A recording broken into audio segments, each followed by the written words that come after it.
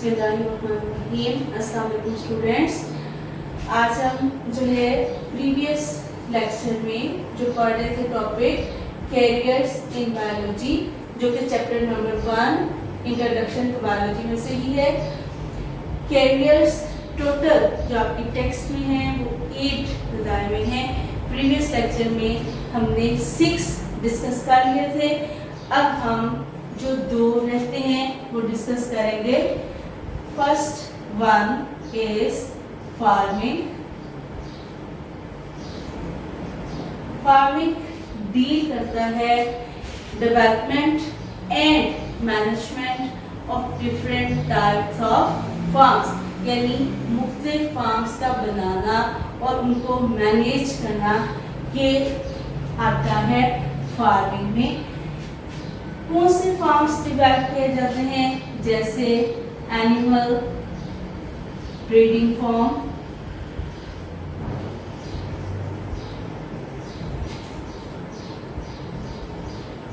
Poultry farm,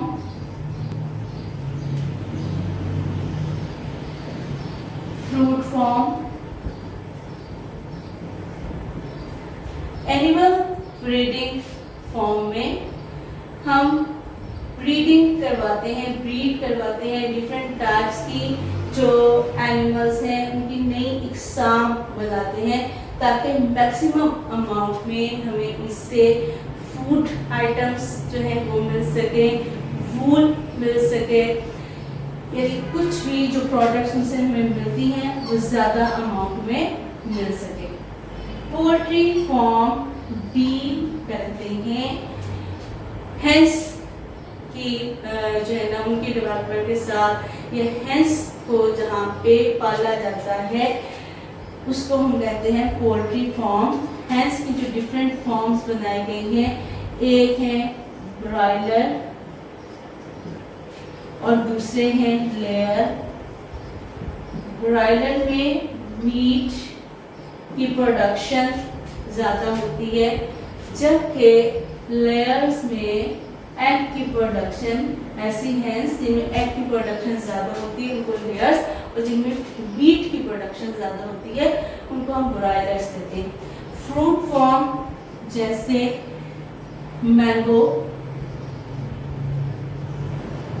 orange और इसी तरह और भी फ्रूट वो जो है वो ग्रो किए जाते हैं इन फ्रूट फॉर्म्स में और उनकी नई इकसाम बनाई जाती हैं। तो इस तरह डिफरेंट फॉर्म्स में डिफरेंट जो ऑर्गेनिजम्स हैं उनको डेवलप किया जाता है। स्टूडेंट्स जो हैं जो एग्रीकल्चर के हैं, एनिमल हस्बेंड्री के हैं या फिशरीज के हैं, तो वो ये प्रोफेशन फार्मिंग चूज कर सकते हैं। नेक्स्ट जो प्रोफेशन है जो कि लेटेस्ट है, हम उसे कह सकते हैं कि बायोलॉजी में, वो है biotechnology.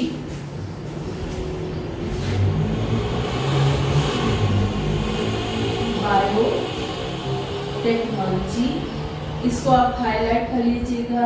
Latest profession in the field of biology. Biotechnology में माइक्रोब्स के लाइफ प्रोसेसेस को यूटिलाइज करते हुए ह्यूमन वेलफेयर के लिए डिफरेंट प्रोडक्ट्स बनाई जाती हैं। जैसे कौन सी प्रोडक्ट्स हैं, इंसुलिन, इसके अलावा इंटरफेरॉन, और ये डायबिटिक पेशेंट्स के लिए इंटरफेरॉन जो है वो एंटीवायरल प्रोटीन है। इसके अलावा क्रॉप्स में इंसेक्ट रेजिस्टेंट क्रॉप्स बनाई गई हैं। इसके अलावा वायरस रेजिस्टेंट क्रॉप्स भी बनाई गई हैं, जिसमें वायरस जो है वो अटैक नहीं कर सकता, इंसेक्ट को रेसिस्ट करती हैं, वो क्रॉप्स बनाई गई। एक मैन्योर जो है ना वो बनाया जाता है।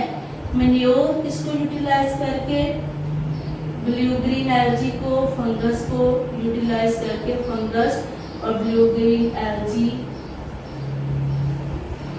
मैन्योर है क्या? एक नेचुरल फर्टिलाइजर है। नेचुरल फर्टिलाइजर का यूज इसलिए बेहतर होता है कि ये सॉइल में केमिकल्स नहीं जाते। ये जो इसमें न्यूट्रिएंट्स होते हैं नेचुरल फर्टिलाइजर में, मिलते तो स्लोली हैं प्लांट्स को, लेकिन इनका कोई नुकसान नहीं होता। तो ये मुख्तलिफ प्रोडक्ट्स ह्यूमन वेलफेयर के लिए बनाई जाती हैं, इसको यूटिलाइज करते हुए माइक्रोब्स के लाइफ प्रोसेसेस को। और स्टूडेंट जो है बायोलॉजी का वो बैचलर लेवल करने के बाद या बायो में तो या एफएससी करने के बाद इसको अडॉप्ट कर सकता है। यहाँ पे हमारे प्रोफेशंस होते हैं एंड जो कि था topic carriers in biology. Next हम करने जा रहे हैं role of Muslim scientist.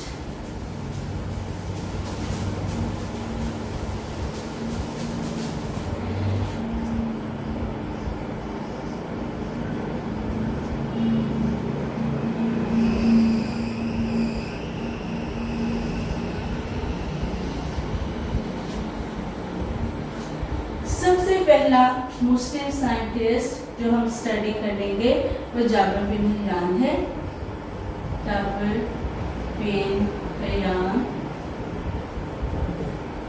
Muslim scientist जो हैं, इन्होंने बहुत ज़्यादा इन्फ्लुएंस जो है वो डाला है जो साइंस की तमाम फील्ड्स पे।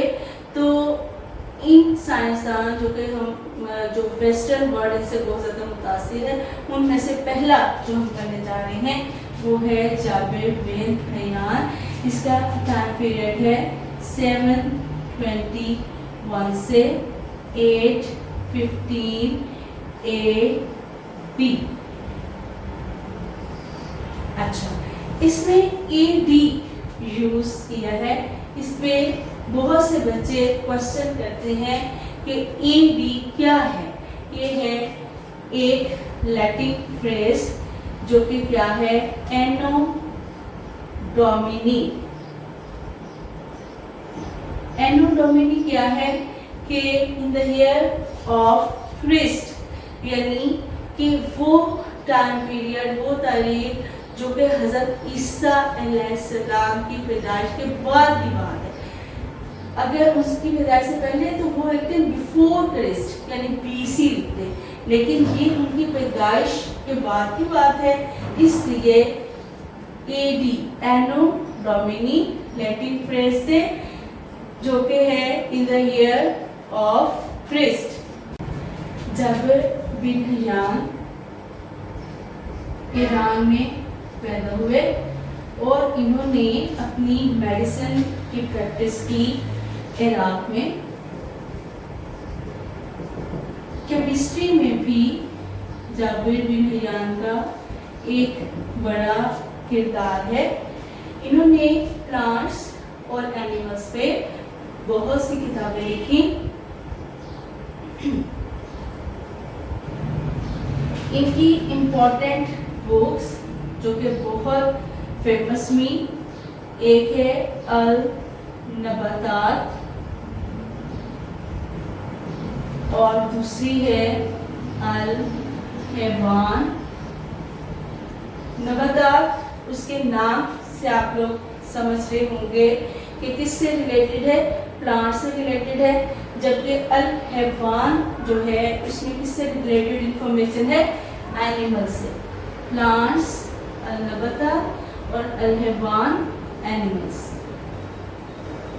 ये बुक्स जो है प्लांट्स और एनिमल्स के बारे में नॉलेज हासिल करने के लिए बेसिक रोल प्ले करती है। नेक्स्ट जो हम साइंटिस्ट करेंगे वो है अब्दुल मालिक अस्मई।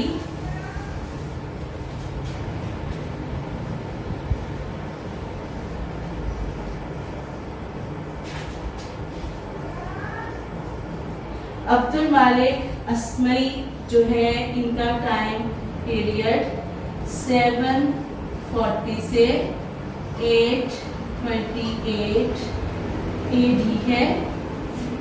ये पहले मुस्लिम साइंटिस्ट थे जिन्होंने एनिमल्स के बारे में बहुत सी डिटेल्स प्रोवाइड की।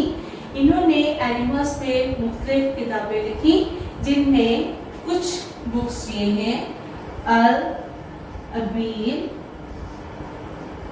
जो कि कैमल के बारे में है, कैमल्स के बारे में, अल खेल हॉर्सेस के बारे में,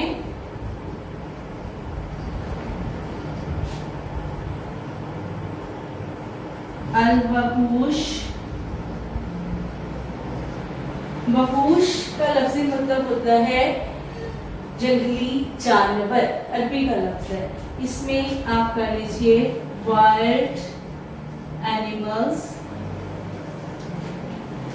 फोर्थ वन जो है वो है खलकल इंसान, इंसानों की तख्लीक के बारे में, उनकी बनावट के बारे में इस किताब में जिक्र किया गया है।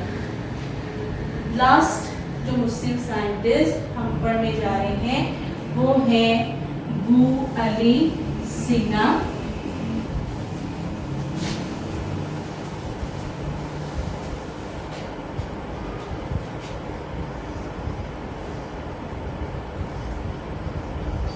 अबू अली सिना का टाइम पीरियड 980 से 1037 AD है।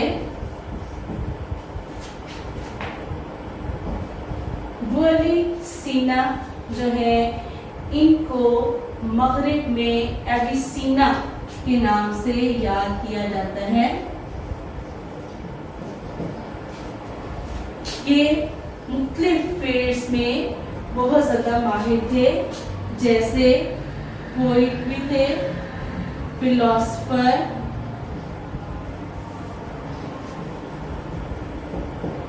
फिजिशियन और एस्ट्रोनॉमर।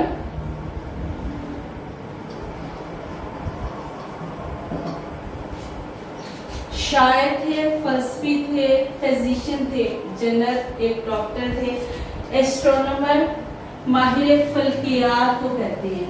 माहिर फल्कियात यानी जो सियारों, सितारों और इस तरह सूरज, चांद, सितारों का इल्म रखता है, उसको हम कहते हैं माहिर फल्कियात या एस्ट्रोनॉमर। उनकी जो बहुत फेमस बुक है वो है अल कानून फित्तिब।